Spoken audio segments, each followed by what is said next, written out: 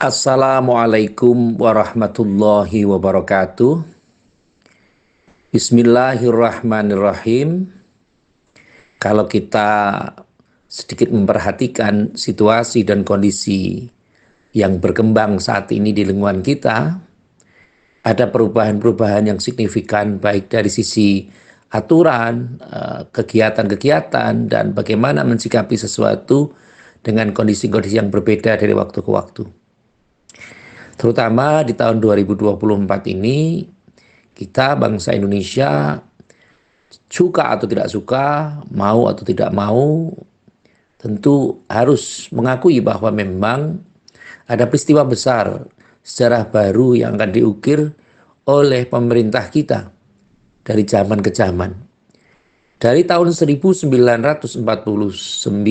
atau tepatnya mungkin dari 1945, kita beribu kota pernah ada di Jakarta, Yogyakarta, kembali lagi ke Jakarta, dan tentu saja di tahun 2024 ini kita bangsa Indonesia akan mengalami perubahan yang signifikan, yang baru, yakni kita akan berubah atau berpindah dari daerah khusus ibu kota atau ibu kota negara Indonesia yang lama, yakni Jakarta, akan berubah ke Kalimantan.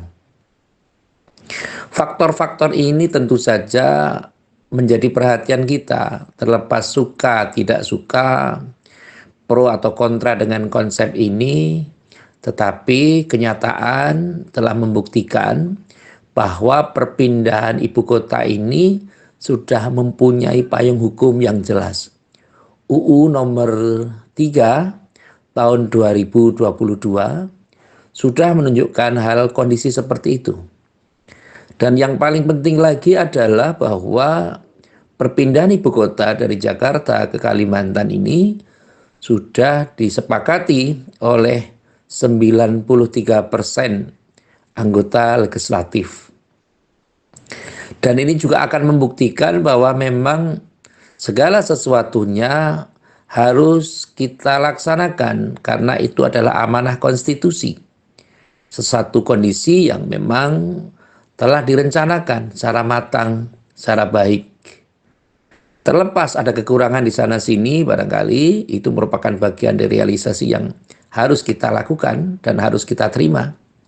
Tapi setidaknya tidak luput dari perkiraan kita bahwa banyak di antara kita yang harus mampu memberikan satu kondisi yang berbeda dari yang biasanya.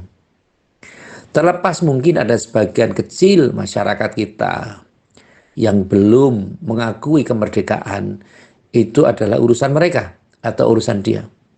Tetapi sebagai manusia yang berbangsa, bernegara, yang mengakui ada pemerintahan yang syah, yang mengakui adanya sebuah pemerintahan dari tingkat desa sampai dengan tingkat nasional, tentu saja ini membuktikan bahwa ada ranah kebersamaan. Ada kondisi yang harus kita lakukan dan kita akui sama-sama. Sejumlah 514 kabupaten kota yang tersebar dari Sabang sampai Merauke, ini juga membuktikan bahwa ada ranah terbesar yang perlu kita jadikan sebagai pengembangan. Kalau adanya perubahan ibu kota, karena saya kebetulan adalah orang Jawa, memindah sesuatu itu merupakan satu kondisi di mana kita mengubah pola pikir, memindah mindset, memindah cara berpikir kita. Dari yang cara berpikir konvensional, tentu dikondisikan menjadi cara berpikir yang modern. Dari cara berpikir yang tadinya konsumtif, menjadi cara berpikir yang produktif. Dari tata kerja yang biasa saja, berubah kita jadikan sebagai pola kegiatan yang luar biasa. Ketika pada zaman lalu mungkin pembangunan dipusatkan di Jawa atau Java sentris, sehingga perkembangan pembangunan di Jawa ini mencapai angka 58%. Yang sisanya tentu dibagi, atau 42%-nya berarti dibagi di luar Pulau Jawa. Sehingga tentu saja ini menyebabkan adanya kecemburuan sosial. Kenapa Aceh begini, kenapa Papua begitu, kenapa Kalimantan seperti apa, kenapa Nusa Tenggara bagaimana, dan seterusnya. Pemerataan pembangunan. Sehingga keadilan dalam berpembangunan sangat dibutuhkan oleh warga negara kita. Kalau warga negara kita berarti ada sekitar 270 juta jiwa atau 280 juta.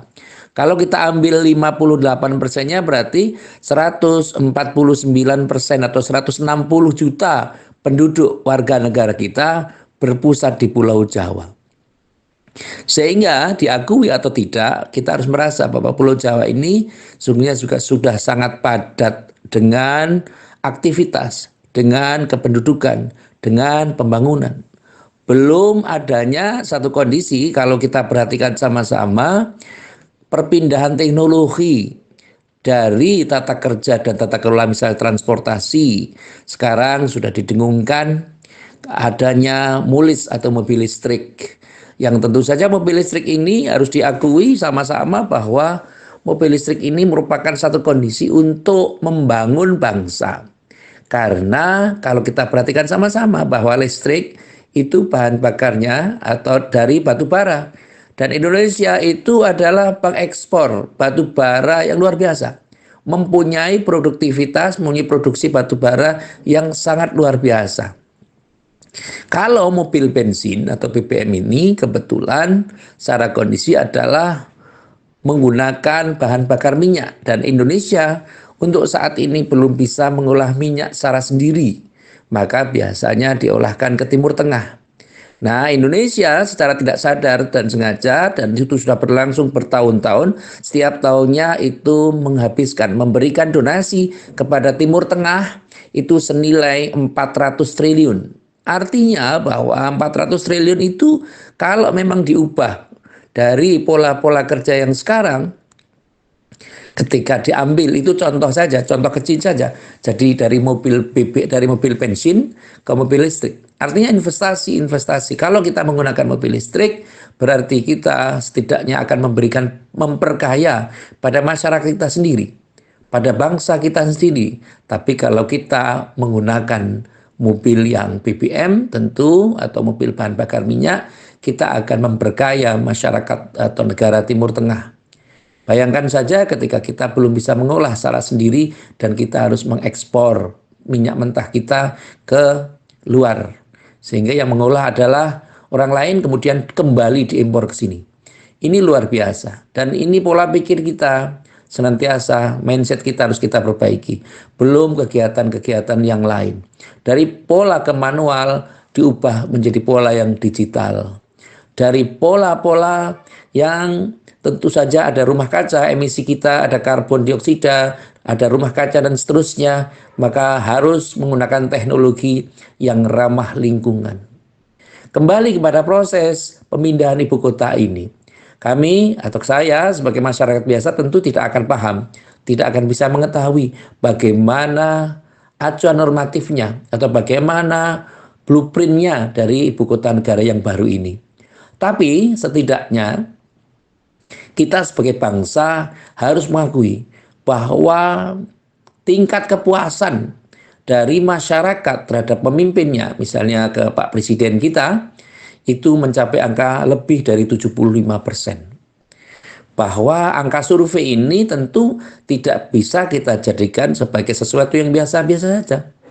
Karena dari 7 presiden atau berapa presiden yang ada sekarang dari semenjak Pak Karno sampai dengan Pak Jokowi, ini ternyata tingkat kepuasannya yang paling tinggi.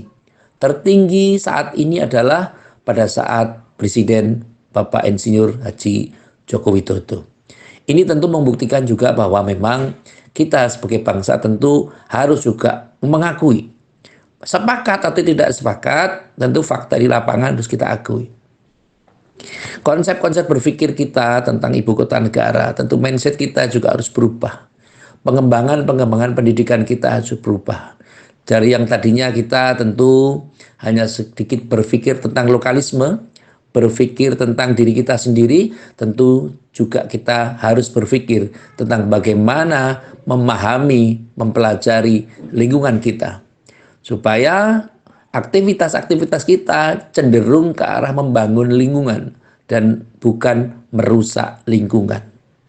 Kapasitas kita sebagai bangsa harus dikondisikan secara lebih baik. Kalau saat ini kita lebih suka memperkaya diri sendiri, lebih suka mengkondisikan yang penting saya aman, terlepas orang lain ya terserah saja. Itu tentu kepedulian-kepedulian seperti itu atau apatisme seperti itu tentu harus dihindari. 79 tahun bukan waktu yang sebentar untuk berintrospeksi, untuk bermuhasabah. Setidaknya kita harus mencermati bahwa ibu kota kita, negara kita adalah murni desain dari hasil karya anak bangsa yang kita harus berbangga diri. Karena apa? Karena kita, pemimpin kita setidaknya mampu dan bisa memberikan keputusan-keputusan real. Bahkan konon rapat kabinet saat ini atau dimulai sebagai persiapan upacara Hari Kemerdekaan dipersiapkan di hari ini. Hari Senin tanggal 12 Agustus merupakan rapat kabinet pertama yang diadakan di IKN. Ini merupakan satu kondisi yang tentu keberanian dari pemimpin-pemimpin kita. Terlepas plus atau minus atau bagaimanapun, kita sebagai bangsa Indonesia yang tentu saja mendukung pembangunan, mendukung persatuan. Mari kita dukung sesuatu yang baik. Mari kita dukung sesuatu yang benar. Mari kita mengkritisi sesuatu secara baik, secara bijak. Bukan mungkin karena kita tidak suka dengan sesuatu, kemudian kita membuat framing yang negatif terhadap apa yang dilakukan oleh pemerintah kita. Kita menjelek-jelekkan pemerintah kita. Kita suka untuk mengolok-olok, suka untuk menghujat. Padahal tentu saja barangkali mungkin kalau kita berada di depan, belum tentu kita bisa sebaik mereka. Dunia internasional sudah mengakui bahwa Indonesia menjadi negara yang bersiap untuk negara maju. Tidak hanya sekedar mediocre, tapi Indonesia dipersiapkan untuk menjadi negara maju. Persiapan-persiapan untuk menyambut bonus demografi saat ini sudah dilakukan. Bagaimana ekonomi hijau, bagaimana negara-negara yang berkonsep kehutanan, bagaimana negara yang tentu saja dulu ada tujuan, ada sangkaan bahwa IKN ini adalah merusak hutan. Tapi tentu ada klarifikasi dari pihak-pihak terkait bahwa tentu yang dikondisikan adalah hutan itu adalah hutan produktif atau hutan produksi yang tentu ditebang setiap 7 atau 6 tahun sekali. Dan tentu hutan homogen ini akan dipersiapkan oleh pemerintah juga menjadi hutan heterogen yang tentu saja konsep dasarnya baru pertama kali di dunia negara yang mengkondisikan untuk greenhouse, negara yang mengkondisikan untuk mengkondisikan sesuatu dengan menggabungkan antara faktor alam dan tentu faktor buatan. Inilah yang tentu saja harus kita banggakan. Dan tentu kita harus berbangga diri menjadi warga negara Indonesia yang berbangsa, bangsa Indonesia, yang satu-satunya bangsa di dunia yang mempunyai konsep tanah air, menggabungkan antara konsep tanah dan konsep air menjadi satu, yaitu tanah air Indonesia. Tanah airku Indonesia. Ini juga menunjukkan bahwa bangsa ini adalah bangsa yang bersiap untuk membangun peradaban, bersiap untuk membangun tidak hanya sekedar pencitraan, tapi bagaimana kita berupaya bangsa ini untuk menjadi bangsa yang terbesar di seluruh dunia. Mempunyai bangsa yang mempunyai identitas, bangsa yang mempunyai moralitas yang baik, bangsa yang berkeadilan dalam pembangunan dan makmur dalam berkeadilan. Sehingga konsep-konsep ini mari kita cermati, kita sampaikan pada anak cucu kita pada saudara-saudara kita tentang jasa-jasa dari pemimpin-pemimpin kita. Tidak hanya sekedar kita mengulik hal-hal yang negatif dari orang-orang yang telah membangun bangsa ini, tetapi kita jadikan sebagai sarana untuk memacu, melecut semangat generasi muda kita, bahwa banyak di antara kita yang membangun dengan tanpa pamrih, rela berkorban untuk kepentingan bangsa dan negara. Ini penting karena saat ini biasanya orang mengkondisikan sesuatu ada pamrihnya. Orang meninabubukkan sesuatu ada pamrihnya. Orang memfasilitasi sesuatu ada pamrihnya. Sehingga tentu saja ini menjadi perhatian besar bagi kita. Dan yang paling penting, refleksi kemerdekaan ini kita jadikan sebagai sarana bahwa ada loh anak bangsa yang berani berkeputusan, yang berani melakukan sesuatu, berani menggerakkan sesuatu. Tidak hanya sekedar menggeretak, tapi berani menggerakkan sesuatu dan mampu menjadi magnet dari siapapun. Ada yang namanya efek dari sesuatu ini menunjukkan sesuatunya atau menunjukkan kekuasaannya. Apapun yang terjadi, bahwa kita harus mendukung pembangunan. Kita harus melaksanakan pembangunan dan kita harus membantu pembangunan. Jangan sampai kita tidak suka dengan segelintir atau seoknum sesuatu dan kita memberikan provokasi yang negatif terhadap orang-orang sehingga mereka memberontak, mereka melakukan perlawanan dan mereka menjadikan kita sebagai pecundang, bukan pahlawan.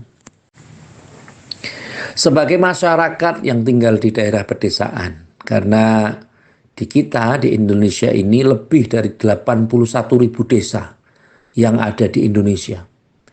Sehingga tentu saja kita jangan sampai menjadi orang yang tertinggal dalam pola pikirnya. Ketika kita sudah memperbaiki sikap, memperbaharui kondisi, tentu saja yang paling penting saat ini adalah bagaimana kita mengubah. Kita bisa mengukir sejarah baru, menciptakan sesuatu yang baru, menciptakan sesuatu yang berbeda dari yang biasa, memberikan kontribusi positif dari apa yang bisa kita sampaikan. Dengan tata cara yang baik, kita berusaha tidak merugikan orang lain, tidak meragukan pengabdian orang lain, dan tidak merugikan institusi yang kita naungi. Kalau kita berada di daerah pedesaan, maka jangan upayakan kita menggunakan kekayaan-kekayaan atau fasilitas desa untuk kepentingan pribadi kita. Dan kalau kita diserai tanggung jawab untuk mengelola sesuatu, mengurusi sesuatu, maka jadilah itu sebagai ladang amanah, ladang amal bagi kita untuk bisa menciptakan yang terbaik. Karena tentu saja kalau kita bisa melakukan sesuatu yang terbaik, maka tentu saja setiap orang akan menandai, oh ini eranya si Fulan, maka kondisi pembangunan jadi begini. Oh ternyata dipegang si Fulan kondisinya kok biasa-biasa saja. Oh ternyata kalau tidak ada A, tidak ada B, tidak ada C, karena kondisinya ya aman-aman saja. Artinya apa? Sejarah tidak akan membebani kita. Tetapi yang paling penting adalah bagaimana kita sanggup memberikan kontribusi tepat guna dan mempunyai daya saing dan mempunyai tingkat integritas yang baik.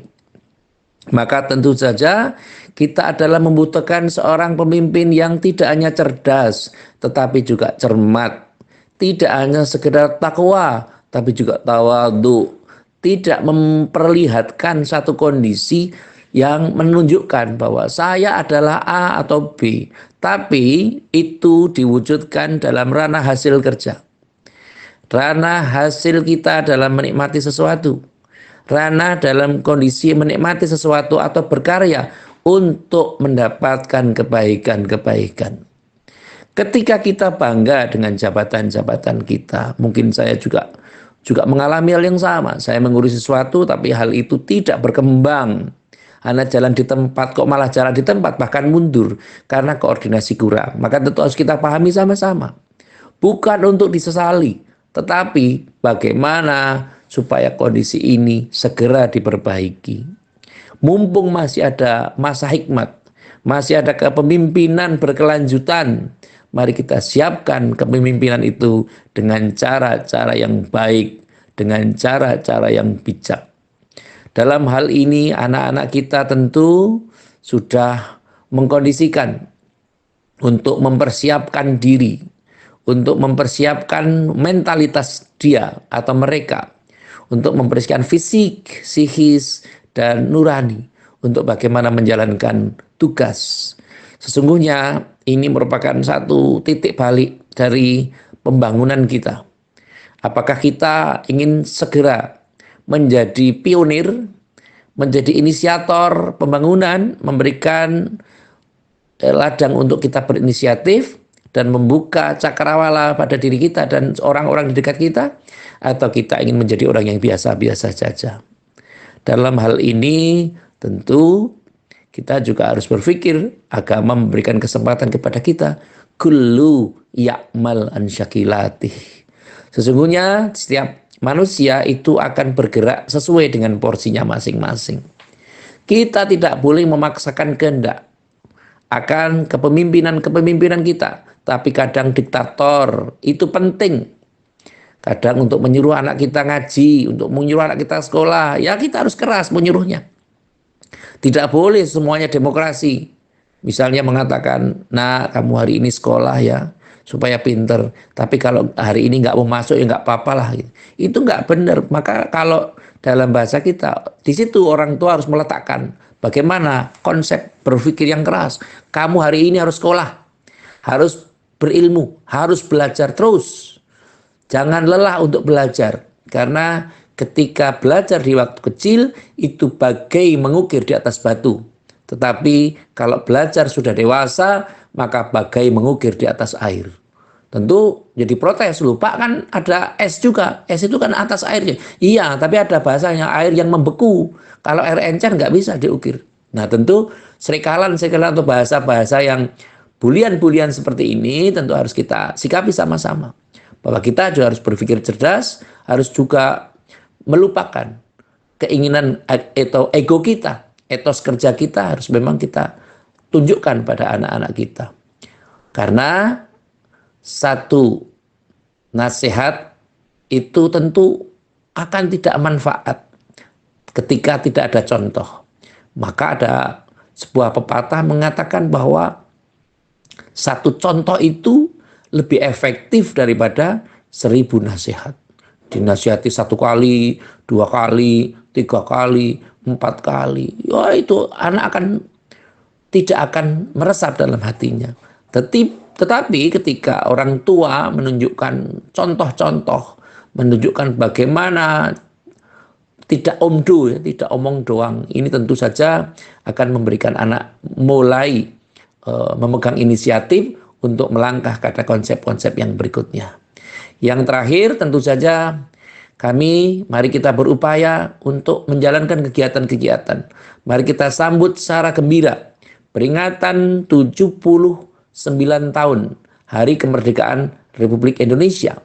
Semoga dengan adanya ibu kota baru, Indonesia maju, ini memberikan kita semakin bersemangat untuk membangun, semakin bersemangat untuk memperbaiki diri kita. Dan yang paling penting adalah ketika kita di daerah-daerah, di ranah-ranah yang mungkin jauh panggang dari api, yang mungkin ikhtiar kita saat ini belum selesai, ya tentu saja ini harus kita jadikan sebagai membangun kreativitas kita, membangun semangat kita untuk bisa lebih baik dari waktu ke waktu. Kalau kita sudah memahami ini sebagai satu fondasi bahwa pemerintah kita juga mampu untuk mengambil keputusan, mampu untuk mengkondisikan sesuatu, maka setidaknya kita mempersiapkan momentum ini untuk menciptakan juga sesuatu, mengukir sejarah baru, memberikan semangat baru terhadap keluarga kita, terhadap diri kita, menyemangati diri kita. Tidak ada sesuatu yang tidak mungkin. Kalau Allah berkehendak, segala sesuatunya akan menjadi lebih mungkin. Kalau kita berpikir bahwa hari ini harus lebih baik daripada hari kemarin, dan hari esok harus lebih baik daripada ini atau hari ini, berarti ini juga membuktikan bahwa kita masih punya semangat baru. Mungkin kita tidak bisa sama semangatnya seperti pemimpin-pemimpin kita. Tidak bisa membersamai mereka dalam kehidupan sehari-hari. Tapi setidaknya kita mempunyai karakter-karakter yang berbeda. Dan tentu karakter-karakter kita ini bisa kita semangatkan kepada saudara-saudara kita agar nantinya kita mampu untuk memberikan yang terbaik kepada orang-orang di sekitar kita. Terlebih saat ini ada banyak kegiatan, mari kita kondisikan anak kita supaya tidak hanya sekedar memperbaiki atau hura-hura saja, tetapi mari kita ciptakan juga kegiatan-kegiatan yang mengacu atau perlombaan-perlombaan yang kreatif, yang mengacu pada kreativitas, baik olahraga, baik kegiatan-kegiatan yang lain, mungkin seni dan seterusnya.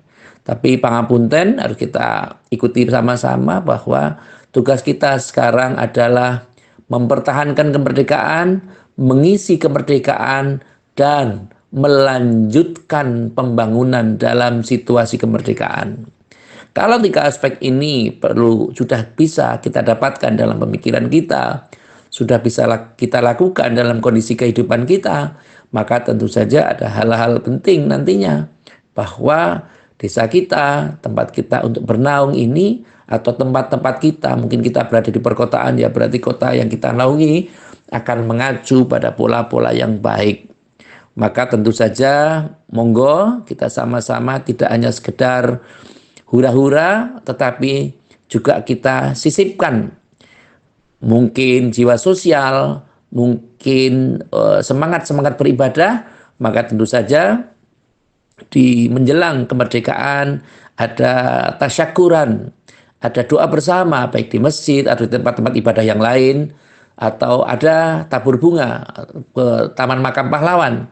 Sehingga tentu saja kita sebagai warga negara juga harus menghargai jasa para pahlawan kita yang telah gugur membela bangsa dan negara. Sekarang tugas kita bagaimana setidaknya kita menjadi orang-orang yang bermanfaat.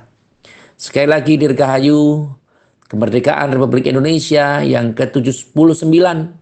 Semoga negara ini berada dalam ridho Allah Subhanahu wa taala dan menjadi negara yang baldatun thayyibatun wa rabbul ghafur.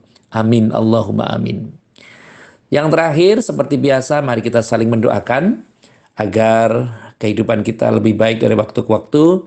Andai kata ada persoalan, mungkin kita secara kesehatan masih terganggu, kita masih sakit, semoga Allah segera menyembuhkan kita. Kalau kita masih dalam kerangka kepentingan, kebutuhan yang terdesak secara ekonomi, mungkin kurang pekerjaan atau hal yang lain, semoga kita oleh Allah Subhanahu wa taala dibukakan pintu rezeki yang seluas-luasnya. Andai kata kita permasalahan yang belum selesai, semoga Allah segera menyelesaikannya. Amin Allahumma amin. Terima kasih kepada semua pihak yang telah membantu terselenggaranya acara ini. Semoga dengan hadirnya acara ini kita semua akan lebih merasakan hikmahnya dan semakin bertawadhu dan semakin merasa bersyukur pada Allah Subhanahu wa taala. Amin Allahumma amin. Sekali lagi terima kasih atas segala perhatian dan mohon maaf atas segala kekurangan. Saya akhiri wallahul muwaffiq ila aqwamit thoriq. Wassalamualaikum warahmatullahi wabarakatuh.